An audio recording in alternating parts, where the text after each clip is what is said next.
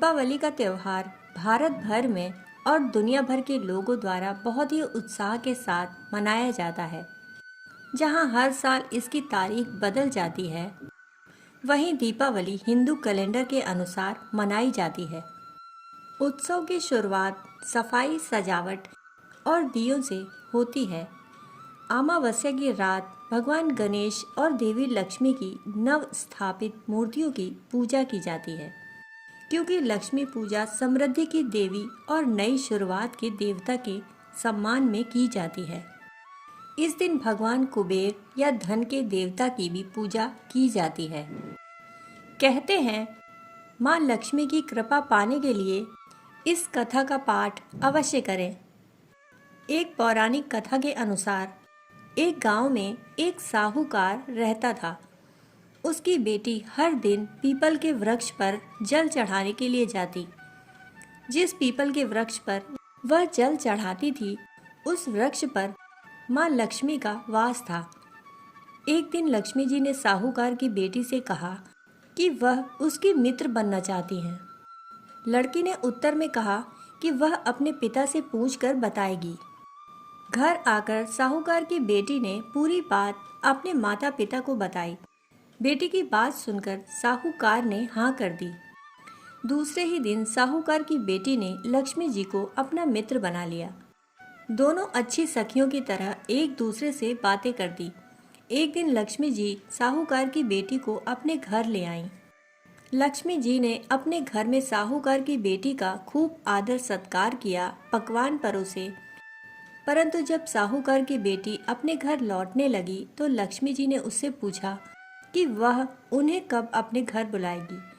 साहूकार की बेटी ने लक्ष्मी जी को अपने घर बुला लिया, परंतु आर्थिक स्थिति ठीक न होने के कारण वह स्वागत करने में घबरा रही थी कि क्या वह अच्छी तरह से उनका स्वागत कर पाएगी। साहूकार अपनी बेटी की मनोदशा को समझ गया। उसने बेटी को समझाते हुए कहा कि वह परेशान न हो और फौरन घर की साफ सफाई कर ले और 4 बत्ती वाला दीपक लक्ष्मी जी के नाम से जलाने के लिए भी साहूकार ने अपनी बेटी से कहा।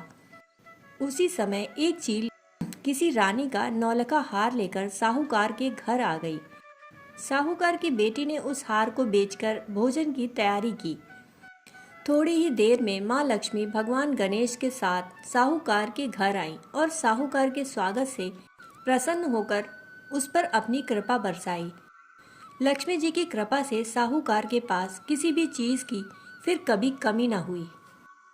एक कथा के अनुसार एक बार की बात है, एक बार एक राजा ने एक लकड़हारे पर प्रसन्न होकर उसे एक चंदन की लकड़ी का जंगल उपहार स्वरूप दे दिया। परंतु लकड़हारा तो ठहरा लकड़हारा, भला उसे चंदन की लकड़ी का महत्व क्या मालूम। वह जंगल से चंदन की लकड़ियां लाकर उन्हें जलाकर भोजन बनाने के लिए प्रयोग करता था। राजा को अपने गुप्तचरों से यह बात पता चली तो उसकी समझ में आ गया कि धन का उपयोग भी बुद्धिमान व्यक्ति ही कर पाता है। यही कारण है कि लक्ष्मी जी और श्री गणेश जी की एक साथ पूजा की जाती है, ताकि व्यक्ति को धन के साथ साथ उसे प्रयोग करने की योग्यता भी आ जाए। धार्मिक ग्रंथ रामायण में यह कहा गया है कि जब 14 वर्ष का वनवास काट कर राजा राम लंका नरेश रावण का वध कर वापस अयोध्या आए थे, उन्हीं के वापस आने की खुशी में अयोध्या वासियों ने अयोध्या को दियों से सजाया था। अपने भगवान के आने की खुशी में अयोध्या नगरी दियों की रोशनी से जगमगा उठी थी। एक अन्य कथा के अनुसार एक बार एक साधु के मन में राजसिक सुख भोगने का विचार आया। इसके लिए उसने लक्ष्मी जी को प्रसन्न करने के लिए तपस्या करनी प्रारंभ कर दी। तपस्या पूरी होने पर लक्ष्मी जी ने प्रसन्न होकर उसे मनोवांछित वरदान दे दिया। वरदान प्राप्त करने के बाद वह साधु राजा के दरबार में पहुंचा और सिंहासन पर चढ़कर राजा का मुकुट नीचे गिरा दिया। राजा ने देखा कि मुकुट के अंदर से एक विषैला सांप निकलकर भागा। यह देखकर राजा बहुत प्रसन्न हुआ, क्योंकि साधु ने सर्प से राजा की रक्षा की थी। इसी प्रकार एक बार साधु ने सभी दरबारियों को फौरन राजमहल के बाहर जाने को कहा। सभी के बाहर जाते ही राजमहल गिरकर खंडहर में बदल गया। राजा ने फिर उसकी प्रशंसा की। अपनी प्रशंसा सुनकर साधु के मन में अहंकार आने लगा। साधु को अपनी गलती का पता चला। उसने गणपति को प्रसन्न किया। गणपति के प्रसन्न होने पर राजा की नाराजगी दूर हो गई और साधु को उसका स्थान वापस दे दिया गया। इसीलिए कहा गया है कि धन के लिए बुद्धि का होना आवश्यक है। यही कारण है कि दीपावली पर लक्ष्मी व गणेश के रूप में धन व बुद्धि की पूजा की जाती है। एक बार देवताओं के राजा इंद्र से डरकर राक्षस राज बलि कहीं जाकर छुप गए। देवराज इंद्र दैत्य राज को ढूंढते ढूंढते एक खाली घर में पहुंचे। वहां बलि गधे के रूप में छुपे हुए थे। दोनों की आपस में बातचीत होने लगी। उन दोनों की बातचीत अभी चल ही रही थी कि उसी समय दैत्यराज बलि के शरीर से एक स्त्री बाहर निकली। देवराज इंद्र के पूछने पर स्त्री ने कहा कि मैं देवी लक्ष्मी हूँ। तब देवराज इंद्र ने कहा, आप दैत्यों को छोड़कर मेरी ओर अग्रसर क्यों हो रही हो?